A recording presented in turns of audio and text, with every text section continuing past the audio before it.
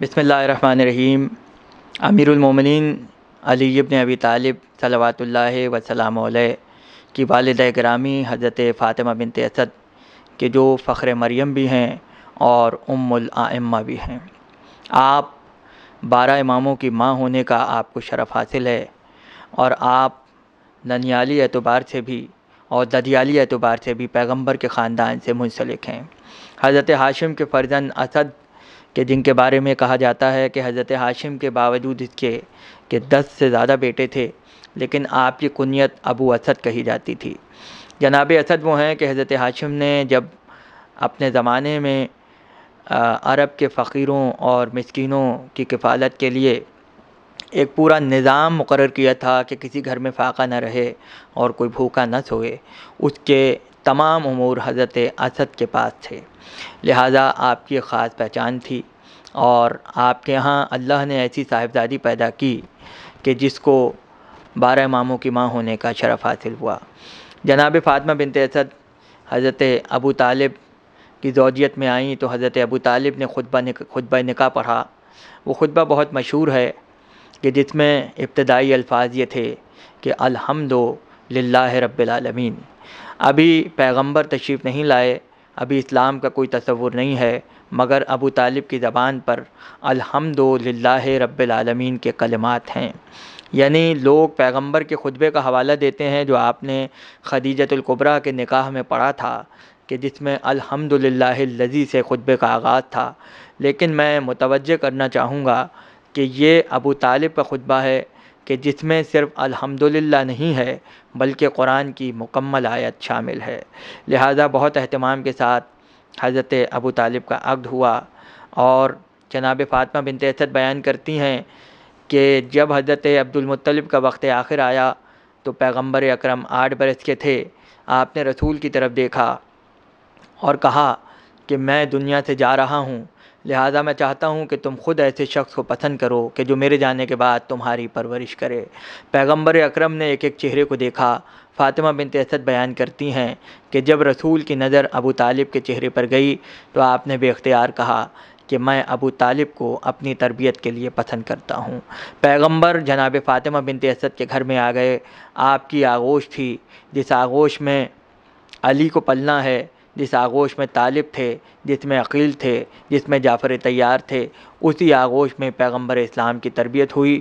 اور ایسے موقع پر فاطمہ بنت اسد کہتی ہیں کہ ان کے گھر میں ایک باغ تھا، اس باغ میں کھجور کے درخت لگے ہوئے تھے، اور اکثر یہ ہوتا تھا کہ جب مکے کے بچے اس صحن میں آ کے کھیلتے تھے تو وہ ان درختوں سے گری ہوئی کھجوروں کو اٹھا لیا کرتے تھے اور کھایا کرتے تھے، اور جسے کھجور نہیں ملتی تھی وہ کسی دوسرے سے کھجور کو چھینتا تھا اور چھین کے کھا جاتا تھا۔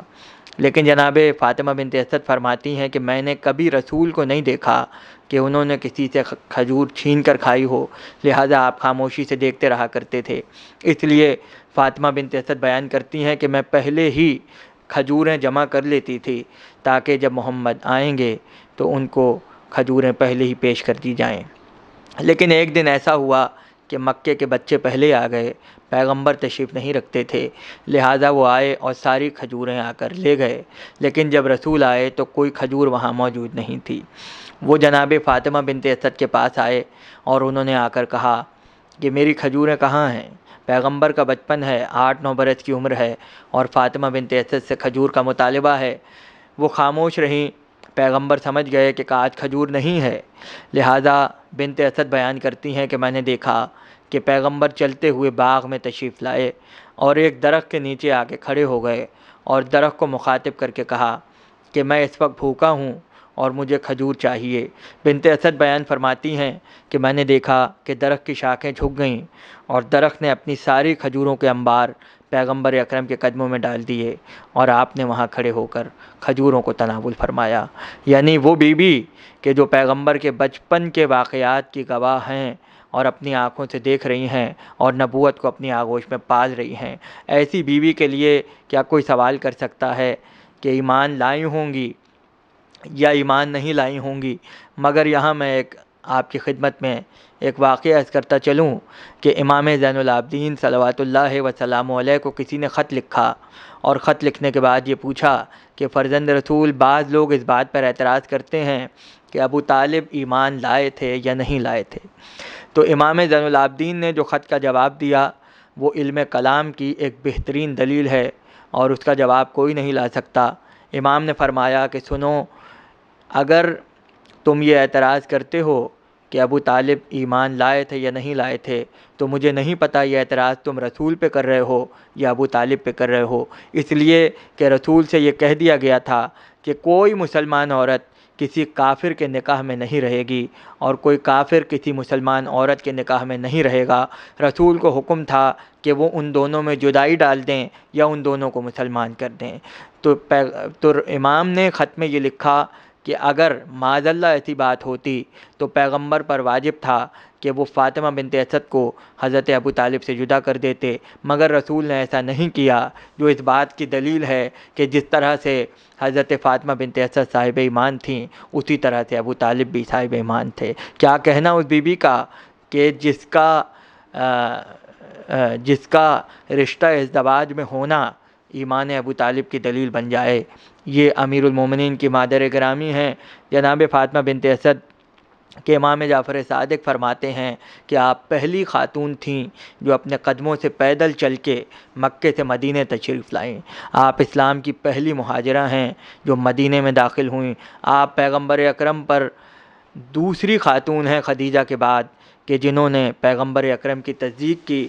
اور پھر جب ہم سورہ ممتحنہ کی اس آیت کو دیکھتے ہیں کہ پروردگار عالم ارشاد فرماتا ہے یا ایھا النبی اذا جاءک المؤمنات یبایعنک، اے نبی، جب صاحبان ایمان عورتیں تمہارے پاس آئیں اور تمہاری بیعت کرنا چاہیں۔ سورہ ممتحنہ کی آیت ہے۔ ابن عباس کی روایت ہے کنز العمال میں کہ یہ آیت جناب فاطمہ بنت اسد کی شان میں نازل ہوئی ہے۔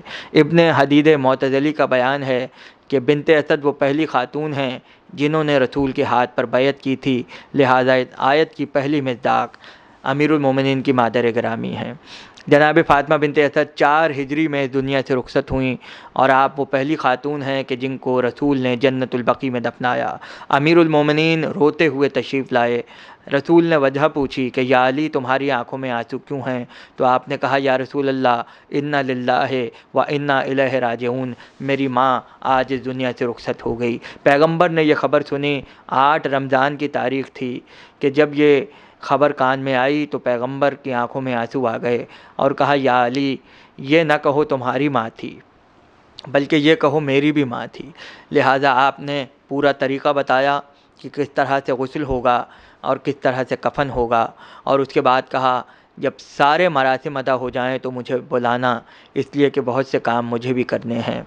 لہٰذا غسل دیا گیا، کفن پہنایا گیا، اور کفن کے لیے رسول نے اپنے جسم مبارک کا کرتا عنایت فرمایا اور اپنے عمامے کا کپڑا دیا تاکہ وہ کفن میں رکھا جائے۔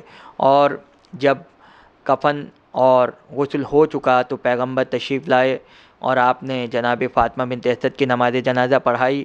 اس زمانے میں جنازے پر 5 تکبیریں ہوتی تھیں، مگر جب آپ کا جنازہ ہوا تو رسول نے 70 تکبیریں پڑھائیں۔ جب کسی نے پوچھا کہ یا رسول اللہ، ایسا آپ نے کبھی نہیں کیا؟ تو فرمایا کہ یہ اس سے زیادہ کی حقدار تھیں۔ لوگوں نے کہا کیوں؟ کہا اس لیے کہ میں نے جب فاطمہ بنت اسد کے جنازے کے ارد گرد نظر دوڑائی تو میں نے دیکھا کہ 70 صفیں ملائکہ کی تھیں کہ جو نماز ادا کرنے کے لیے آئے تھے۔ میں نے ایک صف کے لیے ایک تکبیر کہی ہے۔ لہذا جنازے کو جنت البقیع میں لایا گیا، اور حضرت عقیل کا جو مکان اس وقت تھا، اس مکان کے اندر آپ کی تدفین کی گئی۔ آج وہ مکان باقی نہیں ہے، لیکن جس جگہ جناب فاطمہ بنت اسد کی قبر ہے، آپ کے پہلو میں 4 معصوم، امام حسن مجتبیٰ، امام زین العابدین، امام محمد باقر اور امام جعفر صادق صلوات اللہ علیہ آرام فرما ہیں۔ یہ جگہ حضرت عقیل کی ملکیت تھی، لہٰذا آپ اپنے بیٹے کی زمین پہ دفنائی گئیں۔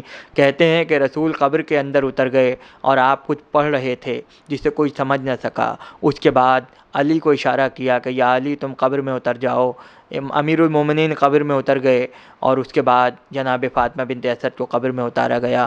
اس کے بعد آپ نے کہا یا علی باہر آ جاؤ، اور آپ خود قبر کے اندر تشریف لے گئے، اور آپ نے لے جا کر کچھ ایسے جملے کہے کہ جس میں سے چند جملے لوگ سن سکے، اور انہوں نے یہ سنا کہ رسول کہہ رہے تھے کہ کہہ دیجئے کہ آپ کا رب خدا ہے، اللہ ہے، کہہ دیجئے کہ آپ کا دین اسلام ہے، کہہ دیجئے آپ کی کتاب قرآن ہے، کہہ دیجئے آپ کا رسول محمد مصطفیٰ ہے۔ اس کے بعد آپ نے کہا کہہ دیجئے آپ کا بیٹا، آپ کا بیٹا، آپ کا بیٹا۔ یہ کہہ کے رسول باہر آئے، قبر بند کر دی گئی۔ جب بعد میں عمار یاسر نے سوال کیا کہ یا رسول اللہ، آپ نے 3 مرتبہ کہا کہہ دیجئے آپ کا بیٹا، آپ کا بیٹا، آپ کا بیٹا، یہ جملہ میں نے پہلے کبھی نہیں سنا، آپ نے یہ جملہ کیوں کہا؟ تو پیغمبر نے کہا کہ سنو، میں نے ایک ایک بات کی گواہی دی۔ جب ملائکہ پوچھ رہے تھے کہ کہہ دیجئے، بتائیے آپ کا خدا کون ہے، تو میں نے کہا کہہ دیجئے اللہ ہے۔ ملائکہ نے پوچھا کہ آپ کی کتاب کون سی ہے، رسول نے کہا کہہ دیجئے کہ قرآن ہے۔ ملائکہ نے پوچھا آپ کا دین کیا ہے، کہا کہہ دیجئے اسلام ہے۔ ملائکہ نے پوچھا آپ کا رسول کون ہے، کہا کہہ دیجئے کہ محمد مصطفیٰ ہے۔ لیکن جب پوچھا آپ کا امام کون ہے، تو رسول نے ایک نہیں بلکہ 3 مرتبہ کہا کہہ دیجئے آپ کا بیٹا ہے، کہہ دیجئے آپ کا بیٹا ہے، کہہ دیجئے آپ کا بیٹا ہے۔ یعنی ہر گواہی 1 مرتبہ ہے، مگر ولایت کی گواہی 3 مرتبہ ہے کہ جو سن 4 ہجری میں فاطمہ بنت اسد کی قبر میں دی جا رہی ہے۔ غور کرنے کا مقام ہے، ابھی غدیر ہونے میں 6 سال باقی ہیں، لیکن فاطمہ بنت اسد کی قبر میں علی کی ولایت کا اعلان ہو رہا تھا۔